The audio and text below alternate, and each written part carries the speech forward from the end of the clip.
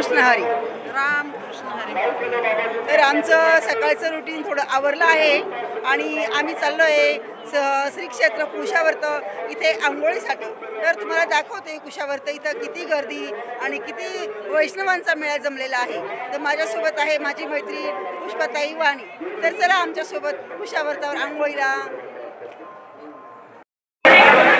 कुशावर्तावर आम्ही आंघोळीसाठी आलेलो आहोत आणि तुम्हाला दाखवते मी कुशावर्तावर किती गर्दी आहे. हे बघा, हे आहे पवित्र कुशावर्त, त्र्यंबकेश्वर येथील पवित्र कुशावर्त. इथे गर्दी तुम्ही पाहू शकता. लाखोच्या संख्येने भाविक इथे आलेले आहे. हे बघा, इथे महादेवाचं मंदिर आहे आणि बरेच भाविक इथे कपडे वगैरे बदलताना दर्शन करताना तुम्हाला दिसत असतील. तर खूप खूप गर्दी कुशावर्तावर झालेली आहे. तर मी आणि पुष्पाताई आम्ही छान गंध कपाळाला लावला आहे, तुम्हाला दाखवते मी. आणि आता आम्ही मार्गक्रमण करत आहोत श्री क्षेत्र त्र्यंबकेश्वर महाराज दर्शनाला.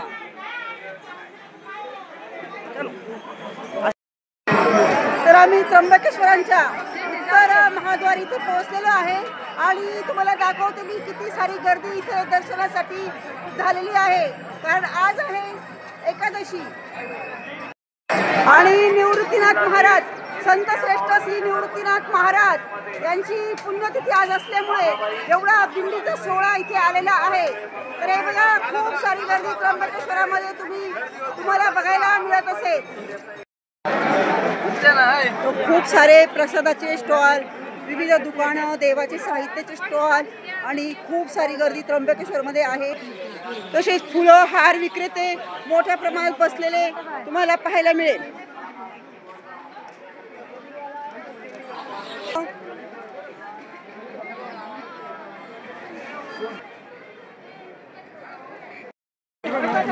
तर आम्ही आता दर्शन लाईनपर्यंत पोहोचलो आहोत आणि 8:15 वाजले सकाळचे. तर आम्ही दर्शन लाईनमध्ये उभे राहिलो आहोत.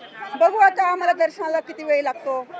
तुम्हाला सांगते मी, खूप खूप गर्दी त्र्यंबकेश्वरामध्ये आहे. कारण आज श्री संत श्रेष्ठ श्री निवृत्तीनाथांची पुण्यतिथी असल्यामुळे खूप खूप गर्दी त्र्यंबकेश्वरमध्ये झालेली आहे. आणि निवृत्तीनाथ मंदिरात पण खूप दर्शनाची मोठी लाईन आहे आणि त्र्यंबकेश्वर मंदिरात पण दर्शनाची खूप मोठी लाईन आहे. तर आता 8:15ला आम्ही सुरुवात केलेली आहे दर्शनाला. दाखवते तुम्हाला. हो, बघू किती टाईम लागतो ते. ही दर्शन लाईनची गर्दी तुम्हाला दाखवते मी. बरीच मोठी लाईन होती. आता आम्ही साधारणतः 15-20 मिनटं चालल्यानंतर आम्ही आता थोडं पुढे आलो आहोत. अजूनही मागे बरीच गर्दी आहे, पण तेवढी गर्दी तुम्हाला दाखवत बसले तर माझा नंबर जाईल. मी मधनं तुम्हाला गर्दी दाखवते. बघा, भाविकांची खूप सारी गर्दी श्री त्र्यंबकेश्वरांच्या मंदिरामध्ये म्हणजे इकडे झालेली आहे आणि खूप मोठी दर्शन बारी तुम्हाला बघायला मिळत असेल. हे बघा, तर भाविकांच्या हातामध्ये फार फुलं, कपाळावर गंध तुम्ही बघू शकता.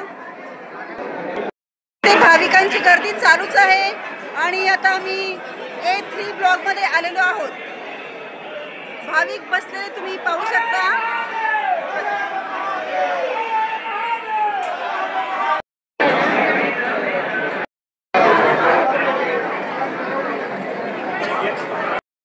आणि 11:15 वाजले आहे. आम्ही अजून पण दर्शन लाईनमध्ये उभे आहे. आता 4 ब्लॉक आमचे संपले आणि आता आम्ही मंदिरात प्रवेश करत आहोत. हे बघा, तुम्हाला मंदिरातली गर्दी मी दाखवते.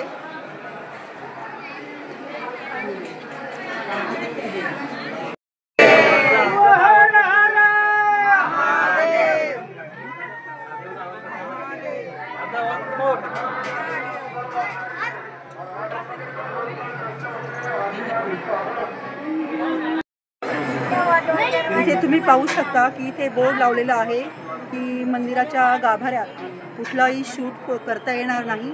तरी मी तुम्हाला इथून पुढचं शूट दाखवू शकणार नाही. तर आमची छान दर्शनं वगैरे झाली. साधारणतः 3.25 तास आम्हाला दर्शनाला लागले. आम्ही 8:15 वाजता दर्शनाला उभे राहिले होतो.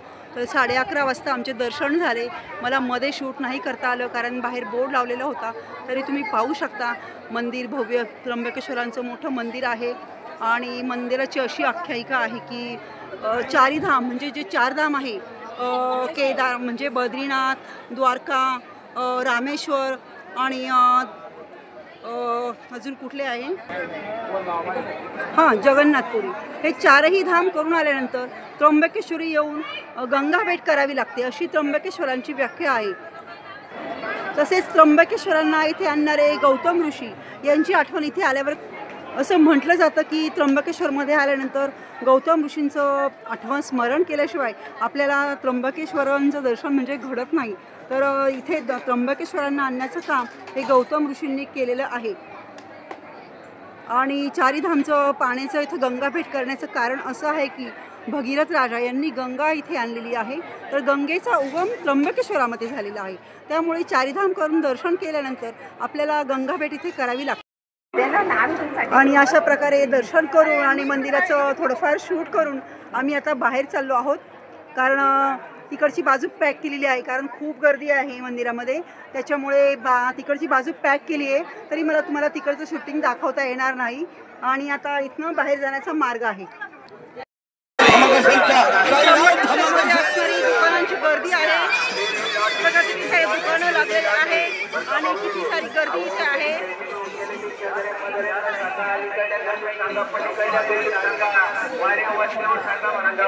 उद्धार होणारे नामस्मरण जर केलं तर आपल्याला या संसार सागरातून तरून जाता येईल.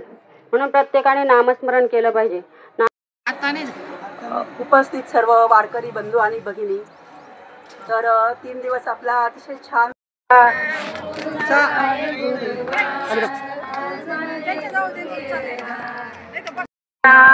गुरूंच्या हातात पोती, तिकडे महिला कार्यकर्त्यांचं, महिला भाविकांचं भोजन वगैरे चालू आहे. तर इकडे गुलाबजाम बनवायचा कार्यक्रम चालू आहे, तुम्हाला दाखवते बघा. राजूभाऊ आणि गणेश झगडे निवांत छान गप्पा मारत बसले. इकडे अभंग म्हणायचं काम चालू आहे. भजन वगैरे झाल्यावर आम्ही फराळ केलं व आम्ही नाथ महाराज यांच्या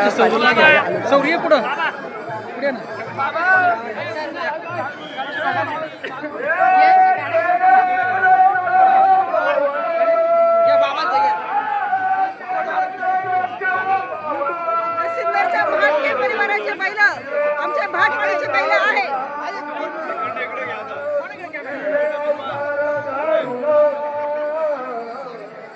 हे बघा, इथे रथ तुम्ही पाहू शकता आणि इकडे मंदिर आहे.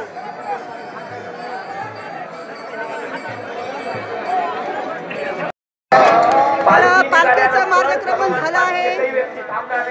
आता निवृत्ती रथांची पालखी श्री त्र्यंबकेश्वरांच्या भेटीला जात आहे. तुम्ही पाहू शकता.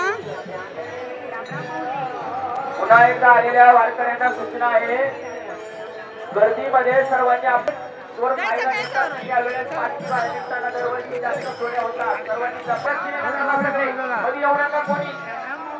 याप्रमाणे पालखीचे मार्गक्रमण श्री त्र्यंबकेश्वरांच्या मंदिराकडे झाले आणि नंतर मी दर्शन लाईनला उभी राहिली श्री निवृत्तीनाथ यांच्या.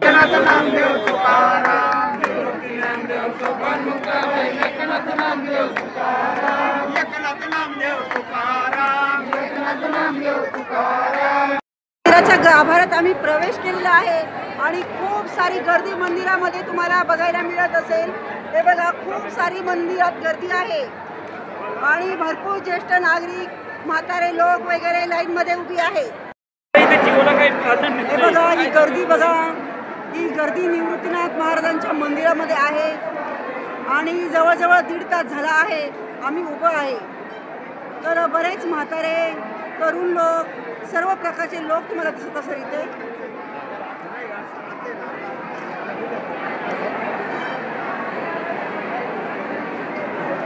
तर अशा प्रकारे आम्ही मंदिराच्या आता एकदम जवळ पोहोचलो आहे आणि इथे बघा, तुम्हाला स्क्रीनवर लाईव्ह दर्शन होईल. बघा, इथे स्क्रीनवर मुख्य गाभाऱ्यातील दर्शन चालू आहे आणि दर्शनाची लाईन तुम्हाला दाखवते.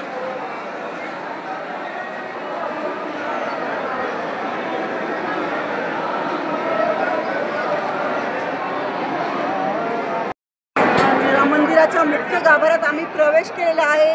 हे बघा मंदिर छान सजवलेलं आहे आणि मंदिराच्या जीर्णोद्धाराचं काम चालू असल्यामुळे इथे बाजूला कामाचं तुम्हाला दिसेल स्वरूप कसं आहे ते. बघा बरेच ज्येष्ठ नागरिक वृद्ध भाविक इथे तुम्हाला लाईनमध्ये उभे दिसत असतील.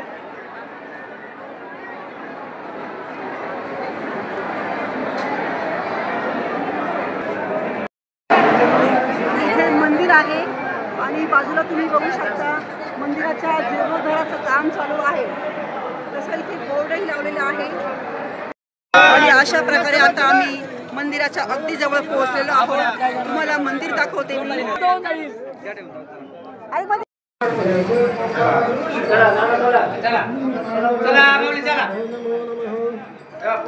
साधारणतः 2.5 तास दर्शन लाईनमध्ये उभे राहिल्यावर आमचे दर्शन झाले.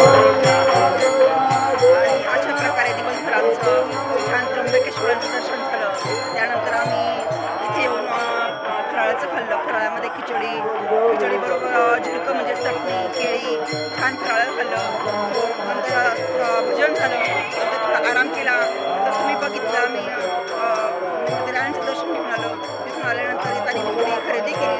नंतर परत फराळ केलं. फराळामध्ये झुणकं नायलॉनचा चिवडा खजूर खिचडी चटणी खूप सारं काही काही होतं. छान फराळाचं केलं आणि आता संध्याकाळचे 11 वाजले आहे आणि अजून पण भजन चालू आहे.